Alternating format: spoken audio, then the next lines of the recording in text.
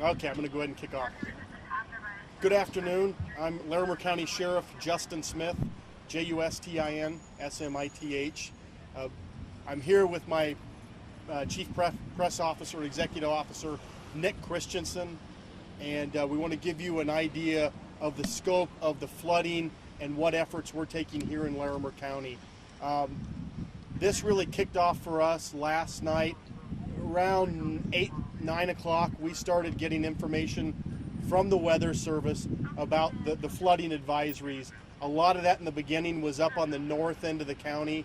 The original reports that we dealt with were areas like Hooter Canyon, and many of those areas your viewers and your readers are familiar with from the High Park fire and the floods. We also had flooding up in the area of Owl Canyon, which goes east off of US 287 up north by Wellington. So the original flooding reports came in there. However, these storms were moving up. The same things were hitting the Boulder area. We started seeing it come in the Estes Park area, up and down Big Thompson Canyon.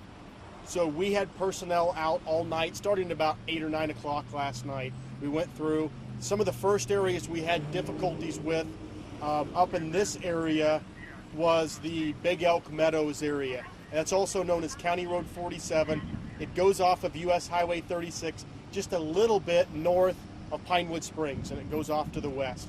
We had a deputy up there checking out the flooding reports last night, and at this point I can't give you times, but it was sometime before midnight when he was up there, and as he got up in there to check some of the residences and attempting to get back to Big Elk Meadows, we had a compromise of the roads there. He was unable to get out. He is still trapped up in that area. He's working with the fire district up there. Those are the areas you heard about, the potential for dam breaches up there. There's some small reservoirs, maybe better called ponds up in that area. We don't know the volume. We're kind of guesstimating on those. Those were overflowing through the night. The one at the bottom end was breaching. So far, we haven't had any huge losses up there that we're aware of. Last night, we also got a report from a resident on County Road 47 near Highway 36 who reported that water was up to their porch. We were trying to get deputies in to them. We could not. We looked to get a dive team in. By the time they got up, we had lost the roadway of County Road 47 just a little bit west of Highway 36. The decision was made. It was more dangerous to try to put dive team resources in at that point in time. So what we did was continue to shelter in place, keep in touch with those residents by phone to make sure they were okay. Sometime late last night, early this morning, we made a resource request through the state of Colorado for a helicopter to help us with extrications. That resource order has been placed. That resource is available, but as you can see behind me with this low cloud cover, you still can't get those helicopters in the air.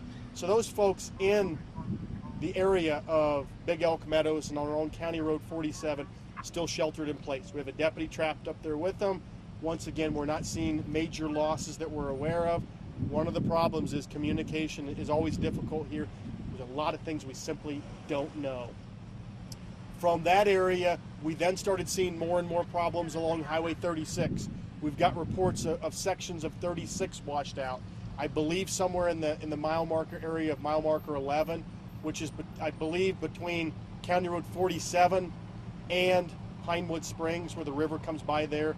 We've got a compromise in that. One of the problems we run into is once a roadway starts to wash out, it's simply not safe to put anybody, not citizens, not fire trucks or police cars or sheriff cars through there. So we have to block those areas off. So we got people trapped into that area. All along these roads, we have continual reports of rocks that have fallen in the road. Some of them large, many of them small. So we lost the ability to travel on that road.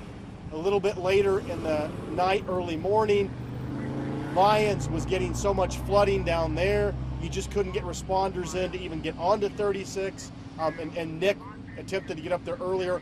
I'll let him speak to you about that experience. They can't get up 7, so 7 and 36 were closed.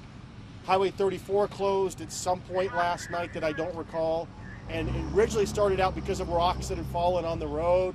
And in the middle of the night, we had rocks falling on cars driving through. So working with CDOT, they made the decision to close. By early to mid-morning, we were having problems with the water getting close enough to the roads up there. They were being compromised. Right now, we did do an evacuation order for all of the Big Thompson Canyon. We did that a couple of hours ago. We knew what was coming, or at least forecast for this afternoon, for continual rains. At that point in time, we did not have waters on the roads, but we knew the potential to compromise the roads was there. We wanted to try to get folks out early. Well, the storm beat us to it. The first compromise we had was about mile marker 74.5. For those who don't know the area, that's just a little bit west of Drake. Somewhere where the water was up near the road, compromised, can't get through there. That was a block. Original plan was to take all the residents who were west of there, send them up to Estes. We didn't have resources up there. Estes Park Fire worked, and they're doing that. I can't give you the status of those. They're in the field. Everybody was notified by an Everbridge, a reverse notification. And then we were trying to push everybody from 74.5 east down the canyon. Before we got that done, we had personnel along with State Patrol up there. They had gotten a little bit west of mile marker 82. And to give you a little idea, 83 is about the mouth of the canyon with the Narrows. They got a little ways further, realized they were in bad area. Just as they came out, they began to lose the road at 82. I believe it originally came where it bridges under the highway. Talking to a trooper who was there, he said it was, once it started washing out there, it's compromising. I believe it's that elevated roadway. So what we have is anybody between those really doesn't have a way out right now, because County Road 43 up through Glen Haven, once again, you've got creeks there flooding onto the road. I don't know the status other than County Road and Bridge decided it needed to be closed. The road was compromised. So the decision that we made at this point in time was we've got some staff in there, and we're directing everybody we can to, they got to make their best choice. Is it better for them, based on their residents, to shelter in place if they're in high enough ground, stay there, they make that decision, or to move up to the firehouse in Drake and try to bring people together there if they believe they're too close to the river and they're compromised. The advantage there is obviously if it comes down to bringing air resources in when this clears, we could bring them out by air, which may happen. I've been in touch with the chief in Estes Park, the chief in Fort Collins, and the chief in Loveland, as far as the police chiefs. In Fort Collins, they don't have significant flooding issues on the Poudre right now. They're keeping an eye on it. In Estes Park, the reports I got from Chief Kufeld about 40 minutes ago, they actually do have water that jumped where the Big Thompson crosses by, the water wheel on the west end of Elkhorn. It's come up over there. It's moving down Elkhorn Avenue. At this point, he said, yes, to the best of his knowledge, it is going into some of the businesses. It's not described as a huge wall by any means, but the water's moving down the street in addition to coming down the normal channel.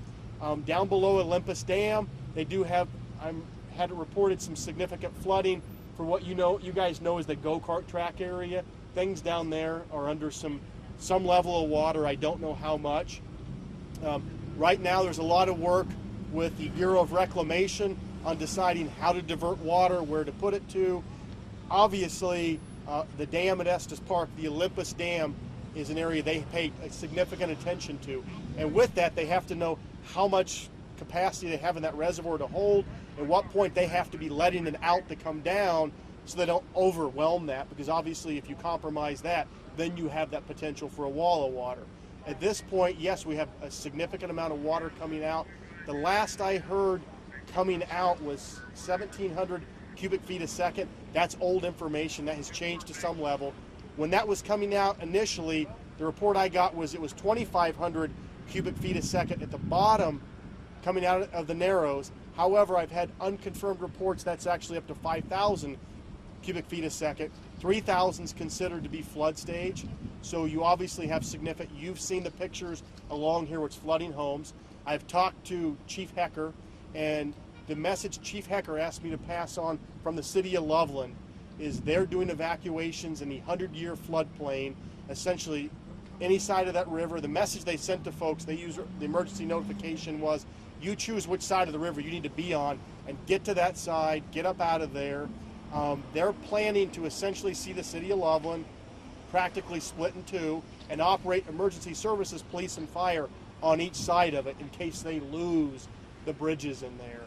At this point, we have an evacuation shelter that's a shared one at the 800 Wilson at the Thompson School District building, the admin building.